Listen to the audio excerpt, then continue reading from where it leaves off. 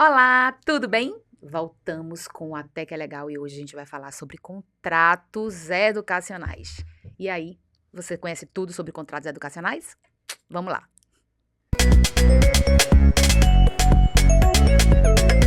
Oi, eu sou Thaís Dória, sou advogada, professora, sou mãe, trabalho com direito educacional e hoje eu tenho aqui uma convidada maravilhosa, uma pessoa querida, minha amiga Priscila. Se apresente, querida. Oi, Thay. Meu nome é Priscila Menezes, sou advogada especialista em Direito Educacional, membro da Abrad Bahia, Verdade. membro também da Comissão do Direito Educacional, que inclusive a presidenta está aqui à minha frente. Sou eu, gente, esqueci de falar, né? Vamos lá. Também faço parte da Abrad Bahia, também faço parte da comissão. Hoje eu estou como presidente da comissão, né, de Direito Educacional da presidenta. Acho bom que a gente se firma como mulher. Com certeza. E a gente vai discutir um assunto bem bom, né, Pri, que a gente Isso. trabalha com isso.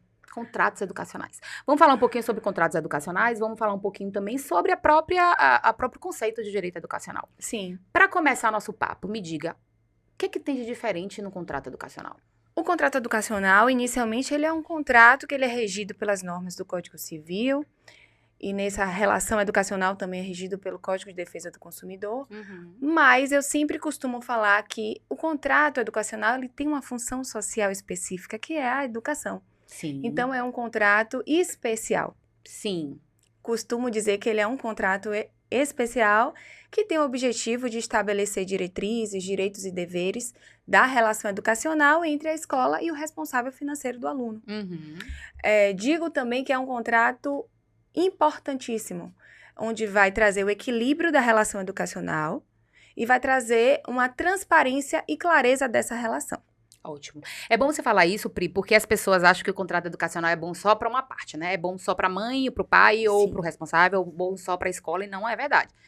Um bom contrato educacional é bom para todas as partes, né? O ganha-ganha. Isso mesmo. É um contrato que vai trazer essa transparência, essa segurança jurídica para ambas as partes. Massa. Tanto para as escolas quanto para os responsáveis financeiros dos alunos e realmente para os próprios alunos, para a comunidade escolar em geral. Massa. Me diga aí algumas características específicas do contrato educacional, só para a galera entender, né, qual é a diferença, né, de um contrato. Eu costumo dizer que os elementos essenciais de um contrato, inicialmente, é o objeto do contrato, Sim.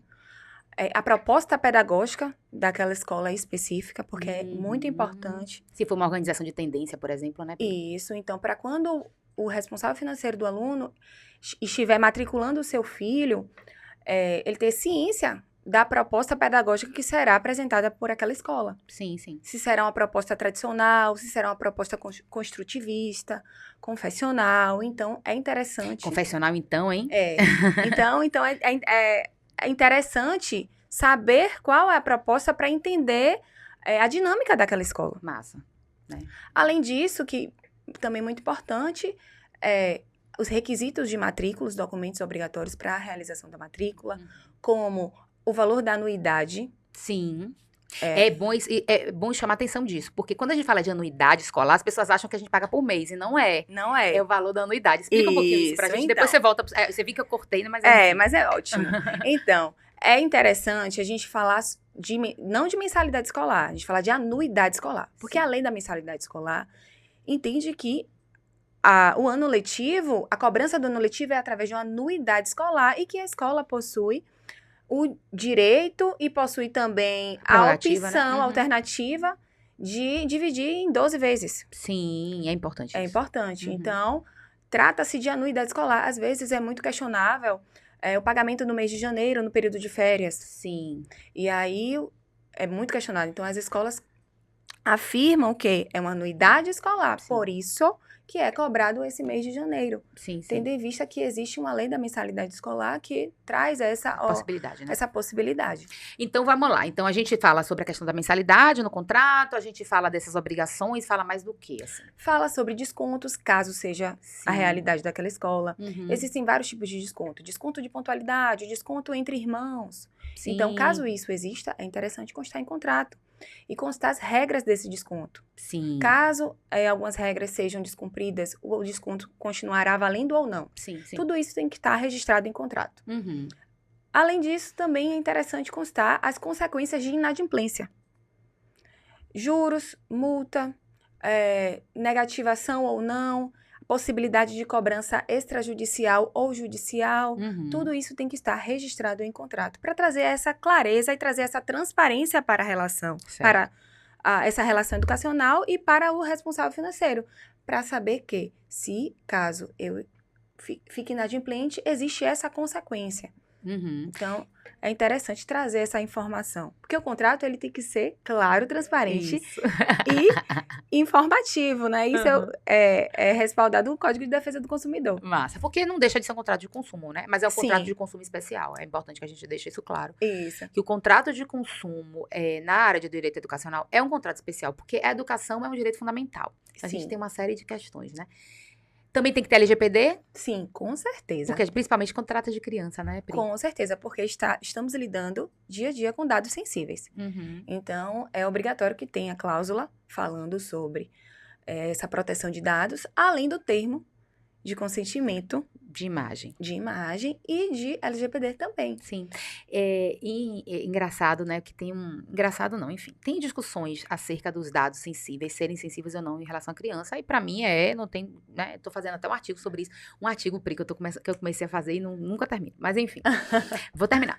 E é interessante que a gente fala muito das questões também da questão da imagem, né, de se ter é dentro do contrato? É melhor que eu faça um termo separado? Como é que funciona? Para os pais até, né, ficarem mais atentos.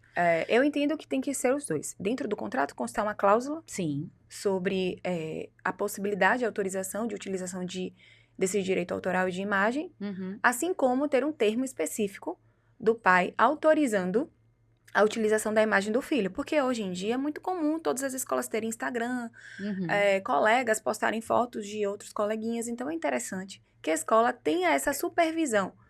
E esse termo é um documento que vai autorizar a escola a postar foto das crianças. E caso aquela família não autorize, então a escola tem que respeitar. Então o termo é obrigatório. Então, vamos lá. Matrícula tem que ter essas questões financeiras, tem que ter a questão né, de você ter LGPD, direito de imagem, como é que você vai dar desconto.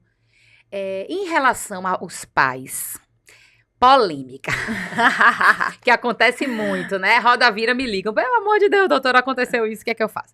Então, vamos lá, vamos falar com a especialista. Né? O filho de pais que estão em processo de separação. É muito comum. Né? E aí, a mãe pode proibir do pai acessar, o pai pode proibir a mãe acessar? Como é que funciona? É muito comum, Thay, acontecer isso no dia a dia escolar. Porque, infelizmente, alguns familiares acabam dividindo determinados problemas familiares com a escola. E a escola tem que saber lidar com isso de uma forma que não afete o aluno.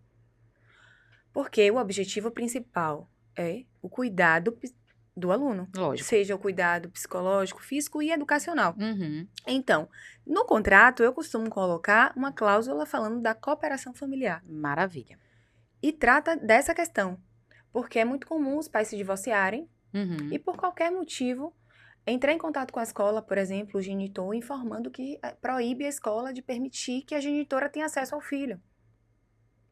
Mas a escola não pode proibir que o genitor e que a genitora tenham acesso ao filho, a visitar o filho dentro da instituição de ensino, assim como prestar informações educacionais e financeiras, a não ser que tenha uma decisão judicial determinando e proibindo essa visita por qualquer outros motivos, abuso sexual, abuso psicológico, enfim, cada caso é um caso. Então, assim, eu oriento as escolas a constarem uma cláusula informando sobre essa possibilidade de que a escola, por lei, não pode proibir a visita de ambos os genitores por questões familiares, divórcio, guarda, que ainda não tem uma decisão judicial respaldando. Claro. É importante, porque quando a gente fala disso, a gente está falando, né, Pri, da questão do poder familiar. Sim. Eu lembro quando eu dava aula de ECA, nunca mais eu dou aula de direito constitucional, mas a gente fala pouco.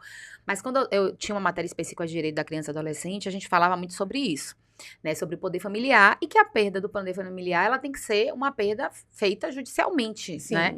Não é, né, tem que ter, né, o Estado tem que fazer atestar isso. Então, por óbvio, não pode um pai ou uma mãe proibir que o outro, né, tenha acesso a informações sobre seu filho. Isso. Então, acontece muito de às vezes, assim, o pai é o responsável financeiro e aí ele não quer que a mãe saiba, né, da questão financeira. Ele até fala assim, pedagógica até deixo. Mas ela tem acesso, direito a acessar a informação. Por mais que a mãe não todo, seja o responsável financeiro do contrato, ela possui o direito de ter informações pedagógicas e financeiras em relação ao filho, assim como tem o dever Sim. de saber como é que estão as atividades pedagógicas e ter a responsabilidade financeira sobre aquela relação educacional. Por quê? Porque a lei afirma que o genitor e a genitora têm a obrigação, têm o dever de educar o seu filho. E esse dever envolve muitas outras deveres e obrigações que acabam envolvendo essa relação entre responsável financeiro, responsável pedagógico e a escola. É lógico.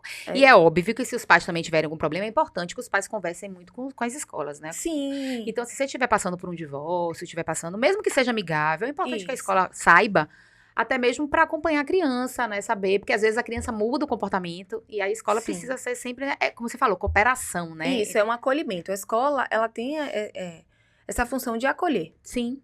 Tentar mediar. Sim. Tentar receber os pais. É muito comum receber os pais para conversarem. Às vezes de forma individual, às vezes de forma coletiva. Porque, como você mesmo falou, isso afeta diretamente a criança. E, lógico, afeta os estudos da criança. A criança tem... As notas ficam baixas, ficam agressivas, ficam caladas. Cada criança tem uma consequência diferente de comportamento em relação aos problemas familiares. Então, eu sempre aconselho os gestores escolares chamarem a família e acolher. Sim. E entender o contexto. E também se alertar, porque a gente está lidando ali com várias situações, vários problemas. Então, por exemplo, caso de abuso sexual, tem que ser falado. A escola vai ficar em alerta. A escola tem a obrigação de proteger a criança quando a criança está dentro da sua sede. Mas, assim, não proibir, mas supervisionar a visita. Não deixar uma visita sem uma supervisão, por exemplo, em caso de abuso, de suspeita de abuso sexual. Casos muito específicos. Muito específicos, ou de abuso psicológico, que é muito comum, enfim. Então, a escola, em resumo, ela tem que mediar a relação, proteger a criança e respeitar a lei. E é interessante, né, que a escola e os pais, eles são parceiros. Sim. Eu não entendo por que as pessoas, às vezes, né, têm essa relação de como se fosse rival. Gente, não é.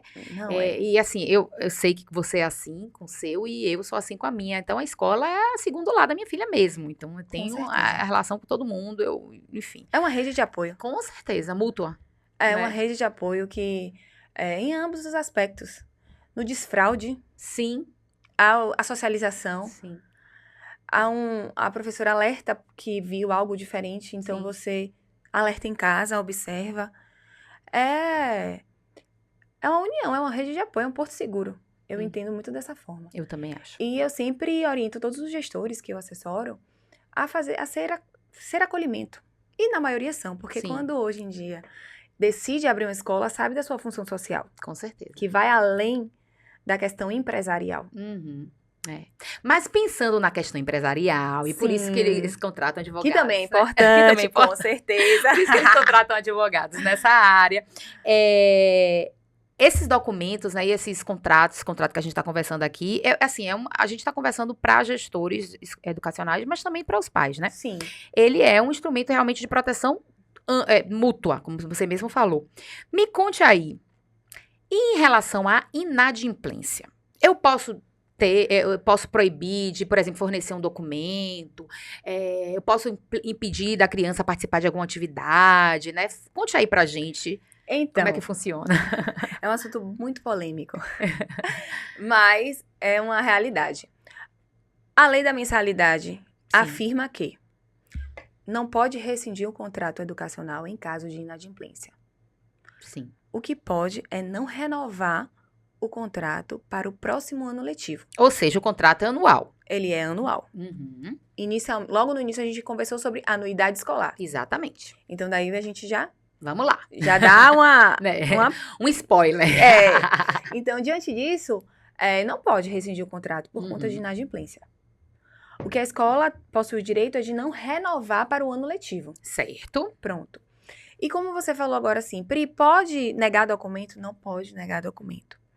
Na verdade, não pode constranger o aluno devido à inadimplência. Uhum. Então, o aluno ele vai ter acesso a todas as atividades pedagógicas, vai ter acesso a todas as atividades extracurriculares fornecidas pela escola, mesmo inadimplente. Sim. Ele vai ter o direito do histórico, de receber o histórico escolar no final do ano, mesmo inadimplente.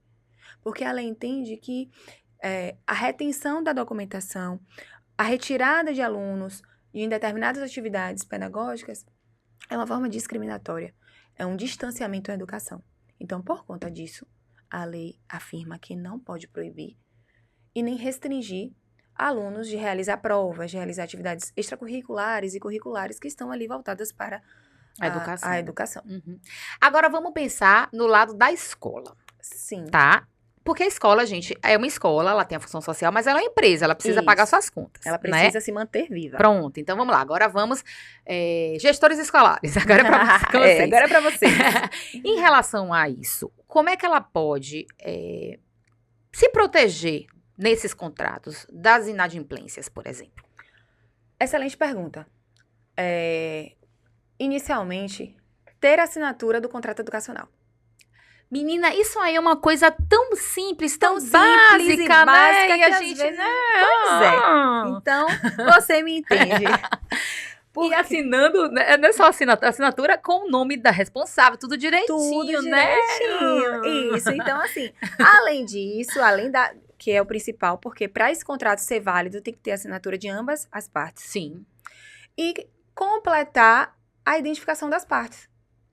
Porque é muito bom. comum de levar os pais, né, renovar a matrícula, levar o contrato para casa, preencher e entregar.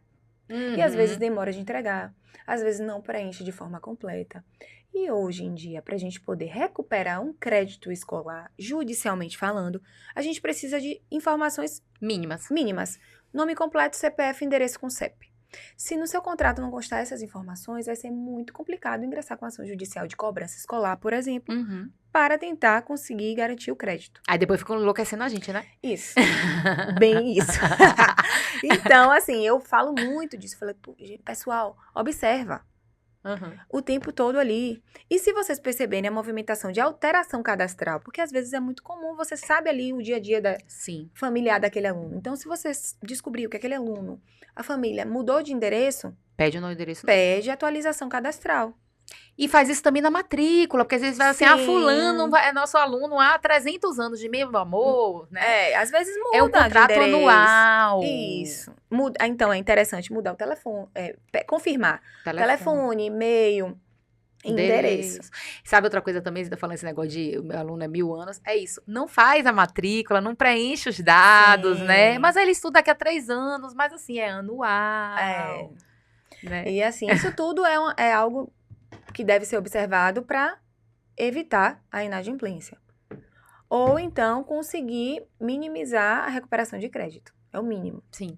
E é importante que, assim, as escolas que eu conheço, né, que eu advogo e que eu acompanho, normalmente, é muito difícil você ver uma escola que tenha uma reação com os pais inadimplentes ou que estão, né, na iminência de estarem inadimplentes, porque eles estão passando por uma questão financeira difícil, né? Às vezes tem uma doença na família, às vezes tem uma perda de emprego, enfim.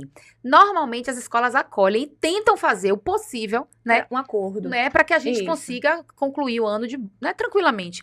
Então, assim, conversem, né? Porque às vezes realmente a pessoa deixa de pagar porque ela tá com problema, enfim, Isso, né? E a escola conhece a realidade de cada família, de cada aluno. Isso é um fato. Mas outro ponto importante, tá, que eu também costumo orientar, é separar o setor financeiro do setor pedagógico. Como assim? O gestor escolar, que está ali envolvido pedagogicamente com aquele aluno, que está envolvido com questões emocionais, é muito complicado ele também cobrar. Muito, verdade. Arrasou, Priscila. Então, separar um setor financeiro para realizar cobranças, para realizar lembretes, a data de vencimento dia 10, envia lembretes dia 5, fazer descontos de pontualidade. Se você pagar dia 10, até o dia 10, você tem um desconto de 10%. São estratégias para deixar que a adimplência seja comum na sua escola. Sim. Ajuda a adimplência. É porque e evita a inadimplência. É porque um é o coração e o outro é a razão, né? Isso. Verdade. Como você mesmo falou. A escola é coração, mas é uma atividade empresarial que precisa se manter viva. Exatamente. Então, a gente tem que ter esse equilíbrio. Então, o gestor escolar, ele tem que adotar essas estratégias. Uhum. Então, uma delas é separar esse setor financeiro do setor pedagógico. É uma estratégia. Porque, às vezes, acontece de você ter um contrato educacional assinado, completo, mas, assim, a inadimplência acontecer. Verdade. E caso, que é muito comum, as escolas sempre costumam negativar, é interessante constar essas informações no contrato. Sim. Então, no contrato tem que ter as consequências da inadimplência, que juros e multa, a porcentagem dos juros e multa. Além disso, em caso de negativação, constar a possibilidade de negativação, constar a possibilidade de cobrança extrajudicial e judicial. Tudo isso tem que constar no contrato, porque ele tem que ser transparente e claro para o consumidor. Uhum. E, com isso, vai trazer um equilíbrio contratual e vai trazer também uma confiança para o responsável financeiro do aluno, porque ele vai ter naquele contrato o resumo Do acordo. da relação educacional. Né, do que foi acordado. Isso. Meu Deus. Tem muita coisa pra Tem falar, né? muita coisa. Se a gente falar de tudo sobre o contrato educacional, a gente não sai daqui Não sai hoje. daqui. Não, mas a gente precisa marcar para conversar sobre mais coisas do direito educacional, porque é uma área que a gente Sim. ama, né? Amo, Que a gente amo além de de trabalhar, a paixão. gente realmente ama e precisa ser uma área mais valorizada. Mais valorizada, mais reconhecida. Isso. O direito educacional é um direito muito amplo, Uhum. um direito que ele equilibra a relação educacional. Ele é necessário, é um direito necessário. Exatamente, para garantir o direito à educação. A educação. Pri, obrigado! amei. Até a próxima, gente. Obrigada. Compartilhem, curtam, enfim. Isso. Volte mais vezes, tá, Volto meu amor? sim. Um Beijo, beijo. meu amor. Tchau, tchau, gente. Tchau, tchau. Até logo.